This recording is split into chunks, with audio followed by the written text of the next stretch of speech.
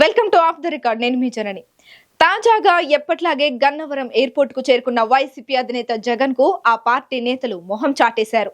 ఓవైపు రాష్ట్రంలో deputy speaker, vice chairman ఎన్నికలు జరుగుతున్నాయి.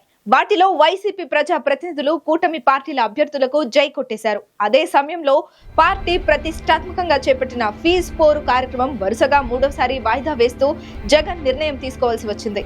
ఇదంతా చూస్తుంటే వైసీపీలో ఏం జరుగుతోంది, జగన్ నాయకత్వ లక్షణాలు ఎటుపోయాయి, జగన్ తానే ఆత్మరక్షణలో పడాల్సిన పరిస్థితి ఎందుకు వస్తోందన్న చర్చ జరుగుతోంది.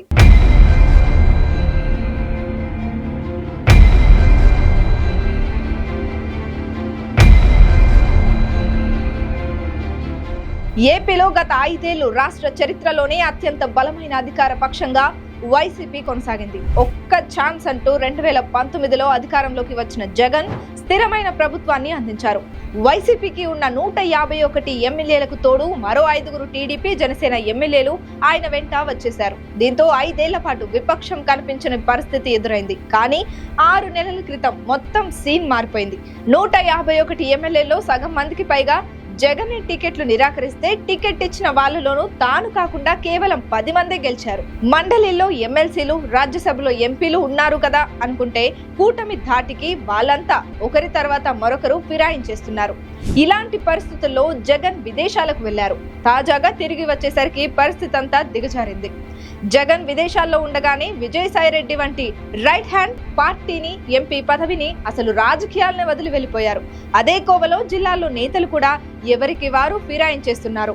ముఖ్యంగా తాజాగా జరిగిన డిప్యూటీ స్పీకర్ ఎన్నికల్లో కార్పొరేటర్లు, కౌన్సిలర్ల బలం ఉన్నప్పటికీ తిరుపతి, నెల్లూరుతో పాటు పలు చోట్ల వైసీపీకి ఎదురుదెబ్బలు తప్పలేదు.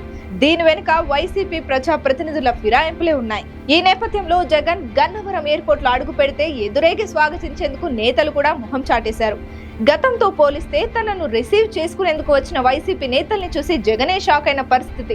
రాష్ట్రంలో మారుతున్న రాజకీయంలో వైసీపీ ఉనికిని చాటుకోవాల్సిన పరిస్థితి ఎదురవుతోంది. ఇందుకు నిదర్శనమే వైఎస్ జగన్, ఆయన పార్టీ ఎదుర్కొంటున్న పరిణామాలు.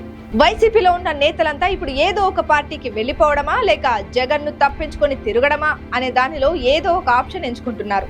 దీని వెనక కూటమి పెడుతున్న భయం కూడా ఉంది. కూటమి భయంతో వైసీపీ నేతలు ఇళ్లలో నుంచి కదలడమే మానేసిన పరిస్థితులు రాష్ట్రంలో చాలా చోట్ల కనిపిస్తున్నాయి. ఇదంతా చూస్తుంటే జగన్, వైసీపీ ఎంత ఆత్మరక్షణలో ఉన్నాయో అర్థమవుతోంది. ఇదే పరిస్థితి కొనసాగితే వైసీపీకి ఫ్యూచర్ లో పోటీ చేయడానికి అభ్యర్థులే కరువయ్యే పరిస్థితి ఉందంటున్న చర్చ జరుగుతోంది. దీంతో జగన్ ఏం చేయబోతున్నారనే ఉత్కంఠ మిగిలిన నేతల్లో పెరుగుతోంది.